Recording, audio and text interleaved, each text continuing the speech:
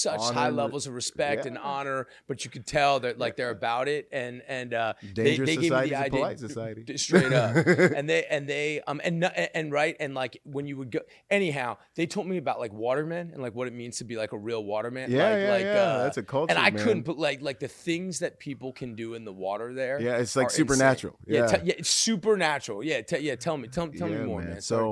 So growing up there was good because I got that whole culture of respect, of honor, and of merit. Really, like if you weren't that fast, like they talk crap to you. Hey, fat boy! I got called fat boy.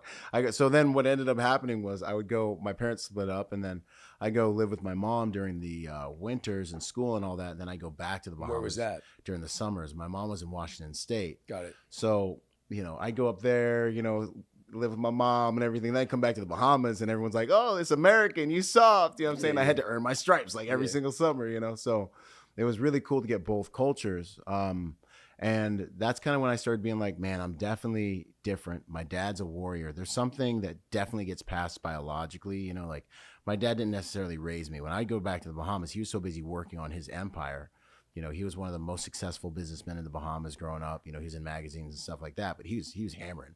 Same way I hammer, right? And it's really interesting to see the similarities between me and him without me having been necessarily raised by him. It's weird, right? So he'll start preaching to me the stuff I preach to my family, and I'm like, how did this happen? So that's an interesting thing. Nature, nurture, somewhere in between. Sure. And so, I would bounce back and forth, and then, as I grew up, I was kind of like, I got to find a good outlet for this warriorhood, and I found that in football first. Played 6A football, Gig Harbor High School. I think we were like the first or second best weight training program in the state of Washington. Ran into a choice point where I was like, well, do I want to go play football and like try to get a scholarship and go down that road? I was the team captain and all that stuff, or what else is there? And for me, I ran into the equation of how can I achieve my and answer the question of me being a man without, and one, in a way that's going to impress my dad. And my dad's one of those guys, like, Dad, I found the cure for cancer. He's like, cancer? Just cancer? Yeah. Go back in the room, figure out AIDS and multiple sclerosis. Get back, Soft ass. Get it? Yeah, exactly. If you ain't done by tomorrow morning, we gonna have it, So So I was like, what can I do? And it was like, hey, there's a war going on. And I was like, I'm going to go to war, and I'm going to earn my trash in such a way that no one can take it from me. You weren't there with me in war, and I'm going to settle this for myself. I'm going to go fight grown men to the death at age 18. There's a war going on. I'm an able-bodied man. This is my responsibility. As part of that's something that your pops never did? Oh, yeah, no. And my pops never did it. He started the first private sector tactical team, special response team in the Bahamas, but never went to war. So that was kind of going to be my edge. And now we were talking about the things we put our parents through, right? So I tell them, I graduate. My dad comes down for my high school graduation, and I'm like, my mom's sitting there on the bed with my dad, and we're in this hotel room, and she's like, okay, so what's next, Byron? Now, mind you, I got in some trouble in high school, like all masculine dudes do. And I get sent to live with my grandma, so I'm banished. So I do the end of high school with grandma. And then I'm like, hey, I'm going to the Marine Corps, and I'm going to go fight in this war. And then they're going to give me a scholarship for school, and I'll figure it out after that, And my mom's like, that's great. Okay, so pack your stuff. You're going with your dad to the Bahamas. You're going to learn business, and which was clearly the smartest thing for me to do. My dad's got an empire in the Bahamas. I learned business. My whole life looks different. And I just remember in that moment being like, yo, they didn't even listen to a stinking word I said. Yeah. And I thought I was the man at that point. Me and my mom had already kind of broke contact. Like, mom was like really hyper spiritual, hyper Christian, super disciplinarian. I was a very respectful kid. But still waters run deep. I was like, the second I get out of this house, man, I ain't turning back. And then finally my mom tried to I guess ground me one weekend, and I was like, Mom, I'm 18. I'm not grounded. And if you have a problem with it, I'll go to the Marine Corps, and I'm just never going to talk to you again. and that was kind of like a moment where I kind of just was like, all right, I'm just on my own, and I'm good with it. For better or for worse. I don't suggest doing anything like that, but then next thing so I'm like, okay, they're not listening to me. So I get ready to walk out of the room. I blink. I'm through the back sliding glass window of the hotel room, dangling off the balcony. Because they were like, you're not like, going. in my house, we old school. You know, Yeah. you don't even smell like disrespect. You think a disrespectful thought. You know what I'm saying? And like somebody's catching you. You wake up across the room. So I wake up, and now my dad's dangling me off the balcony. Like, now that I have kids, I completely understand. Like, I can't believe I put them through this now. You know what I mean? And so I'm sitting here, and I remember like looking back at him, and I'm dangling off the balcony, and I remember being like, well, you know, just relaxing. And Pops was like, why aren't you afraid? You know, because he felt me just relax, you know, and he's like, why aren't you afraid? And so he hangs you over the side of the balcony. Yes. And I'm sitting here, he's holding me like this, and I'm like upside down looking like up over my feet back at Dad, you know. And I was like, because either you're going to drop me off the balcony or I'm going to go join the Marine Corps. And he looks away for a second. He looks back at me. He pulls me up. And he said, okay, you know, you're a man. I respect you. He's like, you got to make your own decisions. He's like, but don't die out there. And I said, I'll do my best. Pray for me. And then I left and I went to war, you know. Did he have respect for that? Yeah, he did. He did. He had felt respect. it. He came to my graduation, and it was a very defining moment. That moment came back to haunt me, though, after I got rocked by 60 some odd pounds of explosives and realized that I was dead. You know, there was a moment where I was like, man, I'm a pile of guts on the floor in Iraq. I failed. I died. And I started apologizing to my family. That moment came back. We get into that. And then, you know, fortunately I got to come back. But so then from there, I mean, kind of into who Byron is. So from there I go to war, 3-1, Lima Company, weapons platoon. For all the trolls out there, you guys can look me up, 04, 08. Get out of boot camp right after Fallujah, the Battle of Fallujah. Thought I missed the most glorious combat engagement in the world. Thought it was over for me. We still got out there. We still got after it. Did my time in the Marine Corps, 2 deployments, and then I got, by the grace of God, into executive protection, which is another crazy story. It's one of the like 4 times I ever heard God's voice. When people say, you didn't choose the game, I didn't choose the game chose me. It was really like that. You know, I was getting out of the Marine Corps. I was scared. And I was like, man, all I know how to do is hold a gun. And what am I going to do, Father? Like, what am I going to do? And he was like, go to Hennessy's Tavern in Dana Point, become a bouncer. You're going to become a bodyguard. You're going to travel the world. And I was like, okay. And I was so excited. I came out into the living room, and I've never, like, I don't really hear his voice that clearly. I heard his voice clearly. I walked out into the living room. Had you been to Hennessy's Tavern? I mean, I've been around. Yeah, I've been around. You know, it's one of my spots. One of my spots. You know, all the other Marines went to Oceanside. I went to, you know, I just tried to find a different spot. Anyway, so I go there. I get the job. 3 months later, randomly, not so randomly, my buddy Luke Agajanian, who I'm still boys with to this day, looks at me and he says, "Hey, have him do it." And calls me over to the table, and I'm like, "Hey, what do you guys need?" And they're like, "You got combat experience?" I'm like, "Yeah." They're like, "You getting out of the Marine Corps?" I'm like, "Yeah." They're like, "Go get these 2 permits. Give me a call back in 2 weeks. I'm gonna show you how to make a lot more money doing what you're doing." And it's funny because when I was praying, asking for guidance, I walk into the living room. My girlfriend at the time is like, she's like, "What are you so happy about?" I'm like, "I know exactly what's gonna happen." And she's like, "Well, what's gonna happen?"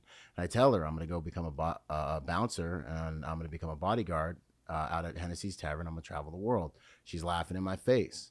She's like, "Yeah, right. 1, you can't become a bouncer," because she knew that'd be the end of our relationship, and she was right. You know. And then 2, she was just like, "You're crazy." And I'm like, "I'm not crazy. I know this voice. It kept me alive in Iraq. I know exactly what's gonna happen." And I said, "When it happens, all I ask is that you believe." And legit, 3 months later, I get recruited onto the biggest international executive protection detail at age 21. Right, it's like getting recruited from flag football into the NFL at age 21. And we start clipping off. That first year we did 60 plus countries for that detail. And that was the beginning of my career, starting at one of the highest levels in the game. And I was with that client for 7 years, just rolling at that pace. So I grew up in the industry in dog years, right? So for protection work like I do, some guys might do like side work. Like, yeah, I do EP. It's kind of like saying I'm a musician and you play at like the local bar every Thursday or Friday, right? Sure. But like to be doing full-time international work back then, especially when the industry was underdeveloped, was huge. And so I grew up in dog years, man, in this game. And then from there, I broke away from that detail. Went down to Florida to work with my dad and try to start a security company with my dad and do different things down there. Ended up building my whole kind of resume up again, getting up into the higher levels of EP on the East Coast. So I built my career from either coast, and then finally got a call from a big client back out in Cali, moved back to Cali, started my company in 2017. And so now, I drag and drop teams all over the world, as you saw, and service a lot of high net worth individuals and things like that. The other aspects of my company, I have a book that I've published called Finding Meaning After the Military, which is all about, that transition for veterans or anyone going through transition on how to really achieve success in the 1st Civilian Division. And that's all the tools that I used. And then I have the Protector Nation, where I teach civilians protection strategies and tactics. And it's not so much all about being physical. We have 70 hours of content online that'll teach people, behavioral profiling, the reality of situational awareness, like you name it, selecting your first firearm, how to get good with firearms. So stuff like that. And then I have one of the premier training organizations for executive protection professionals in the world as well. So that's the League of Executive Protection Specialists, where we take vets or civilians or whoever that is. Hold on, let me just. My ringer's never on. I don't know how that happened. Oh, you're good. Anyway, so we thought maybe that was the bat phone. You know what I mean? Yeah. No, sorry about that. It was actually my good, ringer bro. was off. That's interesting. So we train guys on how to get into this industry. And so for me, my ethos is I'm a protector. I'm here to multiply protectors in the world, protectors of the white blood cells in the body of humanity. And so I believe if I can make more protectors, we're all going to live safer lives. Tell me a little bit more. Like, tell me a little bit more about your pops, man. Like, just tell me what it's like to grow up. I'm interested in all that. Like going back to Bahamas, going back and forth. I'm really interested.